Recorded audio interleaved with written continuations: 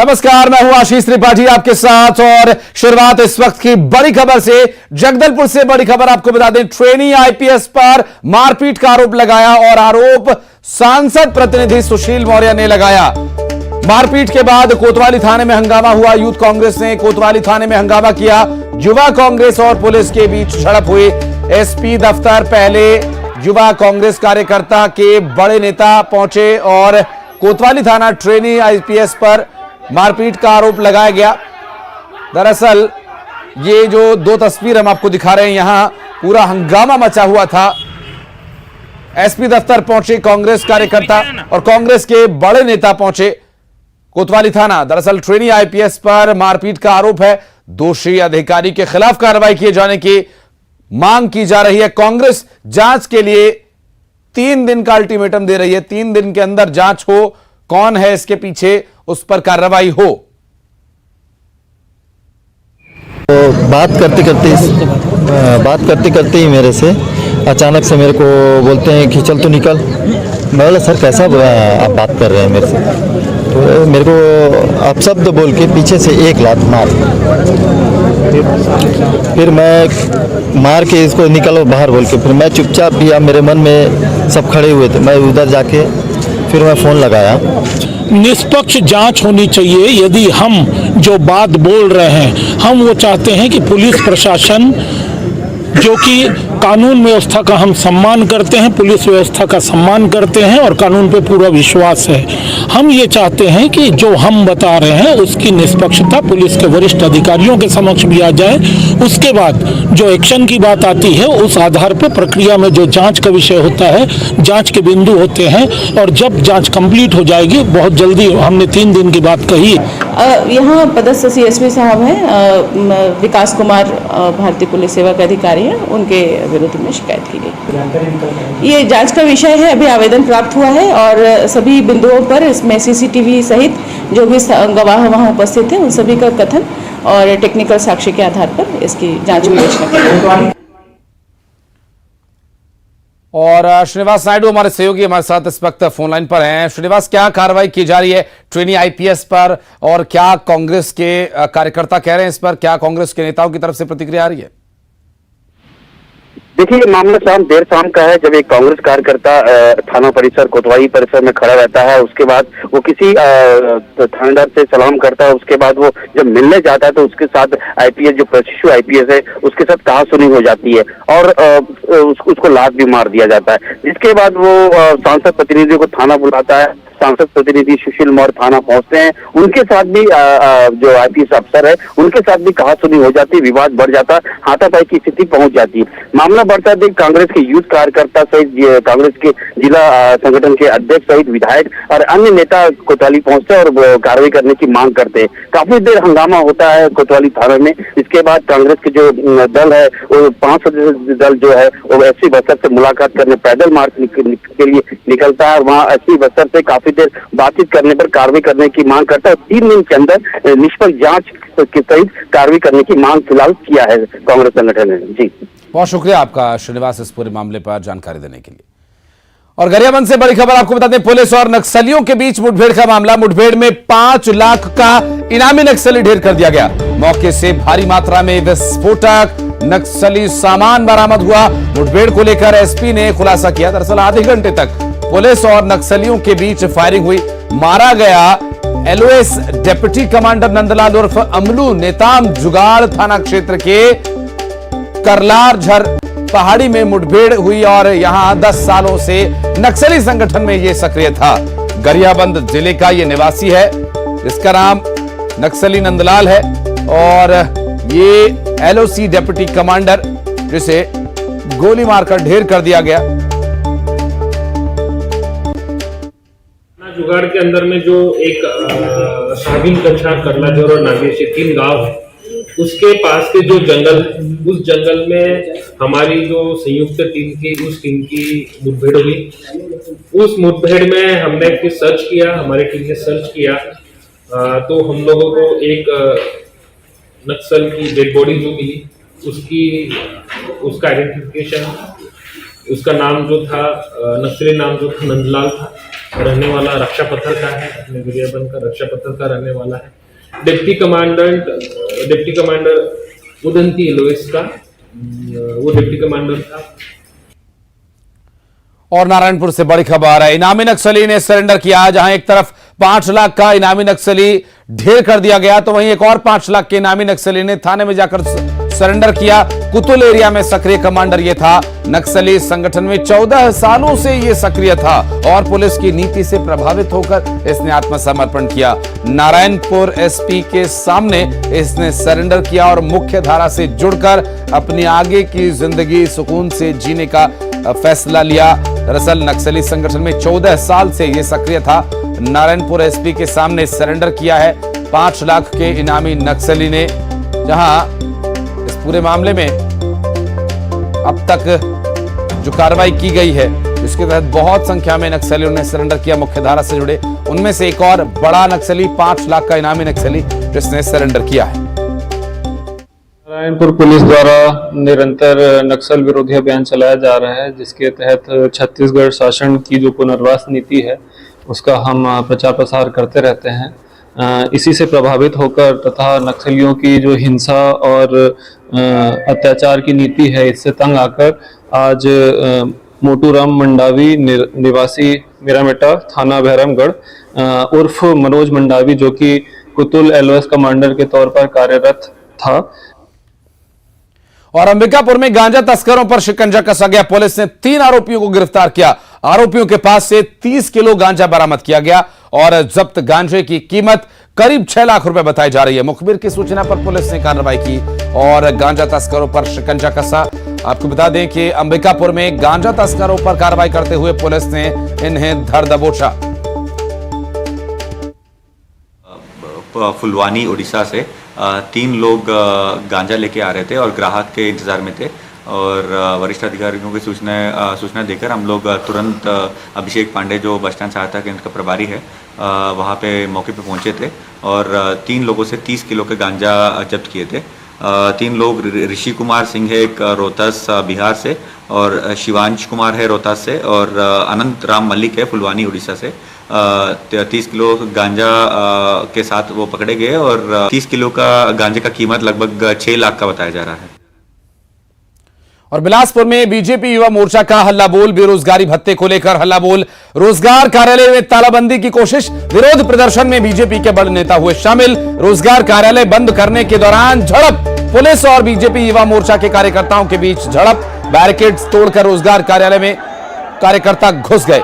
बिलासपुर से तस्वीरें सामने आई जहां पर प्रदर्शन हुआ। इससे जुड़ी 2 तस्वीरें हम आपको दिखा रहे हैं। बिलासपुर में बीजेपी युवा मोर्चा के कार्यकर्ता पहुंचे थे और रोजगार कार्यालय में तालाबंदी की कोशिश इन्होंने की। ऐसे में विरोध प्रदर्शन में बीजेपी के कई बड़े नेता भी शामिल हुए थे। प्रदर्शन के दौरान काफी संख्या में वहां पर पुलिस बल भी तैनात किया गया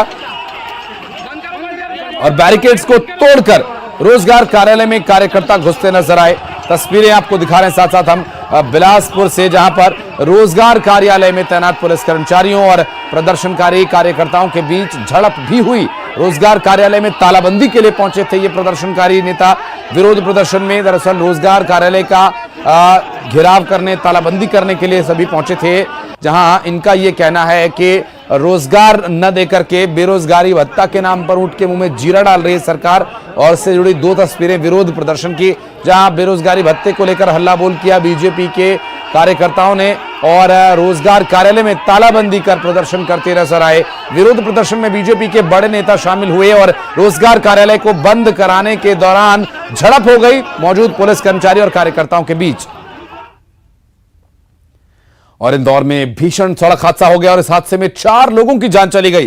पुल से उतरते हुए क्रेन का ब्रेक फेल हो गया और सड़क से गुजर रही गाड़ियां इसकी चपेट में आ गई। बाणगंगा थाना क्षेत्र का यह पूरा मामला और हादसे के बाद की कुछ तस्वीर जो सामने आई वो हम आपको दिखा रहे हैं, जहां पर एक क्रेन, भारी भरकम ये क्रेन एक ढलान से उतर रही थी पुल से और इस दौरान इसका ब्रेक फेल हो गया। और इतनी भारी भरकम क्रेन का जब ब्रेक फेल होगा तो इस पर नियंत्रण पाना कितना मुश्किल होगा, आप अंदाजा लगा सकते हैं। भीषण सड़क हादसा हुआ और इस हादसे में आपको बता दें कि 4 लोगों की जान चली गई। पुल से उतरते वक्त क्रेन का ब्रेक फेल हो गया। इतनी बड़ी भारी भरकम ट्रेन जब पुल से उतर रही थी उस दौरान अचानक इसका ब्रेक फेल हो गया। तो ये जो हादसा है बहुत बड़ा हादसा, 4 लोगों की जान चली गई इस हादसे में। आप भी ऐसे बड़े और भारी वाहनों के आसपास से एक उचित दूरी बनाकर रखें। इस हादसे के बाद ये सीख लेने वाली बात है। आप जो ये क्रेन देख रहे हैं ये बाणगंगा ब्रिज से नीचे उतर रही थी। ब्रिज से जब नीचे उतर रही थी तब आगे 2 बाइक चल रही थी जिसपे लोग सवार थे। उन बाइक वालों को इसने अपनी चपेट में ले लिया। इसका ब्रेक फेल होने से उन लोगों की मौत हो गई है और एक महिला जिसके पैर कट गए उन्हें अस्पताल पहुंचाया गया है। देखिए, बहुत स्पष्ट रूप से तो मैं नहीं बता सकता, लेकिन ये क्रेन ब्रिज से उतर रही थी नीचे और इसके आगे मोटरसाइकिल चल रही थी, तो मोटरसाइकिल से क्रेन मोटरसाइकिल के ऊपर चढ़ गई। अब वो क्रेन कैसे चढ़ी मोटरसाइकिल के ऊपर, ये प्रत्यक्षदर्शी जो होंगे मौके के वही बता पाएंगे। हमारे पास जो खबर आई थी यही थी कि 2 मोटरसाइकिलों को ट्रेन ने कुचल दिया और उसमें 4 लोग दबे हुए। तो जो हमारी प्रथम कर्तव्य होता है कि हम जो घायल हैं उनको अस्पताल पहुंचाएं और जो डेड बॉडीज हैं, यदि हैं कोई मृतक है तो उनको भी पहुंचाएं। उनका जो शव है वो यहाँ नहीं रहना चाहिए।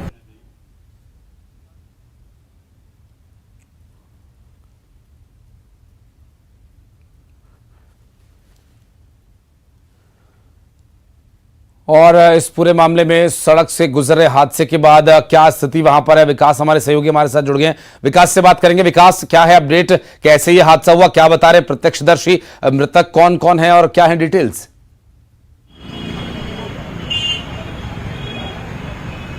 जी बिल्कुल, इंदौर के बाणगंगा थाना क्षेत्र का पूरा मामला है, जहां पर बाणगंगा ब्रिज के ऊपर से एक क्रेन मशीन जो है वो उतर रही थी और जब ये क्रेन मशीन नीचे की तरफ आ रही थी उस दौरान उसके ब्रेक फेल हो गए और सड़क पर चलते 2 जो बाइक थी उन बाइकों को इस क्रेन ने अपनी चपेट में ले लिया और उसके चलते दर्दनाक सड़क हादसा हुआ। इस हादसे में प्राथमिक जानकारी के अनुसार 4 लोगों की मौत हुई है, वहीं एक महिला गंभीर घायल हुई है। इसके साथ मृतकों में एक बच्चे के होने की भी जानकारी है। हालांकि हादसे की जानकारी मिलते ही पुलिस के बड़े अधिकारी मौके पर पहुंचे हैं, साथ ही साथ आपदा प्रबंधन के साथ ट्रैफिक की जो टीम है वो मौके पर पहुंची हुई है।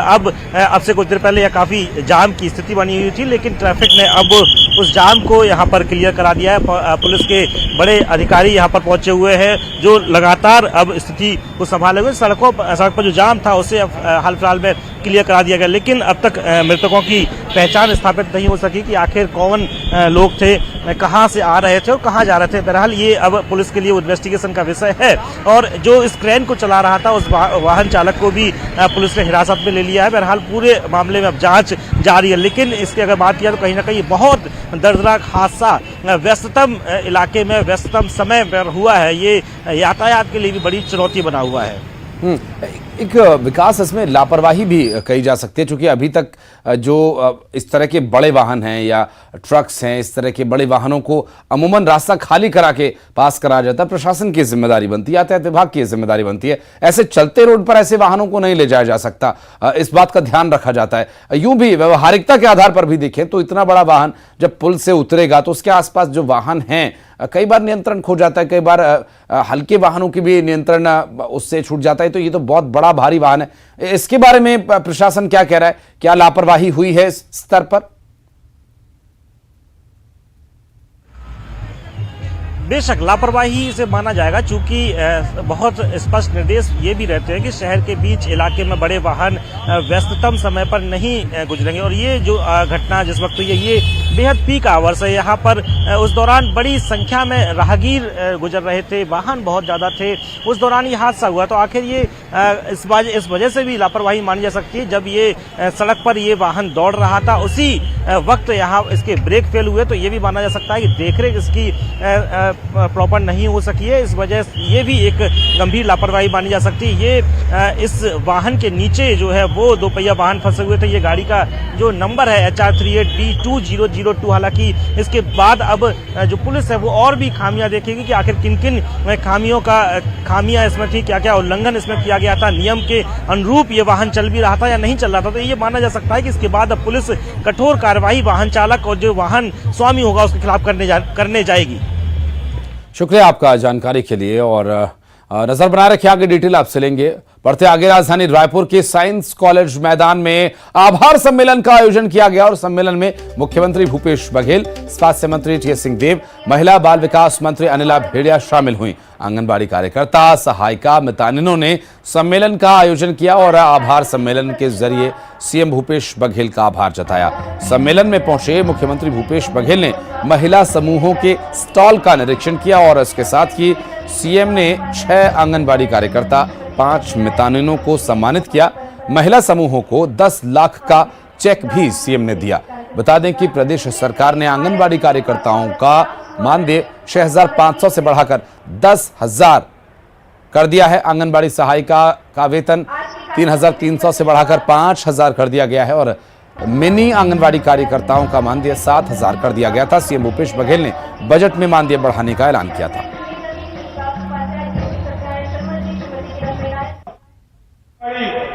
केंद्रों के लिए 5,000 आंगनबाड़ी भवनों का निर्माण कराया जाएगा और पूरे प्रदेश में 14 नवंबर को पूरे राज्य में आंगनबाड़ी कार्यकर्ता, सहायिका इसका सम्मान किया जाए। सक्षम योजना अंतर्गत जिन महिलाओं की वार्षिक आय 1 लाख रुपए तक होती है उन्हें योजना का लाभ मिलता है। इन्हें बढ़ाकर वार्षिक आय की सीमा 2 लाख किया जाएगा। महिला स्व सहायता समूह के अधिकतम 4 लाख का ऋण स्वीकृत किया जाता है, जिसकी सीमा बढ़ाकर 6 लाख अधिकतम किए जाने की घोषणा करता हूं। मास्टर ट्रेनर, इसके बारे में बजट में हम लोग उल्लेख नहीं कर पाए, तो इसके बारे में मैं यही कहना चाहूंगा वो भी निराश ना हो। उन बहनों के लिए आने वाले जो हमारा सत्र होगा, पावर सत्र होगा, उसमें निश्चित रूप से उन बहनों के लिए भी कुछ न कुछ व्यवस्था की जाएगी। उनको निराश होने की आवश्यकता नहीं है। जिस प्रकार से मितानिनों के मानदेय बढ़ाया है, उसी प्रकार से मास्टर ट्रेनर के बाद उनके भी मानदेय में वृद्धि की जाए। और वंदना पावर प्लांट की चिमनी की ध्वस्त करने की 2 तस्वीरें आपको दिखाते हैं। दरअसल पावर प्लांट की चिमनी गिराने की एक तस्वीर आज और दूसरी तस्वीर 15 अक्टूबर 2022 की है, जब इस पावर प्लांट की एक चिमनी को ध्वस्त किया गया था। कोरबा के सलोरा गांव में वंदना कंपनी के पावर प्लांट ने ये चिमनी लगाई थी, लेकिन ये पावर प्लांट चल नहीं पाया। कंपनी दिवालिया घोषित हो गई। फिर इसके बाद प्रशासन ने इसकी चिमनी को गिराने की कार्रवाई शुरू की। 15 अक्टूबर 2022 के बाद आज फिर कंपनी की दूसरी चिमनी को गिराया गया। और प्रतापपुर पुलिस थाने में एक कुत्ते की वफादारी देखने को मिली, जहां जुआ खेल रहे आरोपियों की गिरफ्तारी के दौरान एक पालतू कुत्ते को भी थाने में 24 घंटे बैठाए रखना पड़ा। दरअसल आईपीएल क्रिकेट मैच में ऑनलाइन सट्टा खेल रहे 5 आरोपियों को पुलिस ने गिरफ्तार किया और इस दौरान एक आरोपी का पालतू कुत्ता अपने मालिक के प्रति वफादारी दिखाते हुए उसके साथ गया और थाने तक पहुंच गया। ऐसे में मजबूरन कुत्ते को थाने में ही रखना पड़ा। ये एक जुआड़ियों में से एक आरोपी जो है, उनका एक पालतू कुत्ता है जो उसके साथ में आरोपी को जब लेके आ रहे थे तो उनका साथ छोड़ नहीं रहा था, जो उसके साथ में आरोपी के साथ में ही थाना आ गया है और उसे अभी थाने में सुरक्षित रखा गया है। अभी उनके परिजनों को बुला के कुत्ते को भी परिजन को सौंप दिया जाएगा। और अब खबरें 25 सेकंड्स में।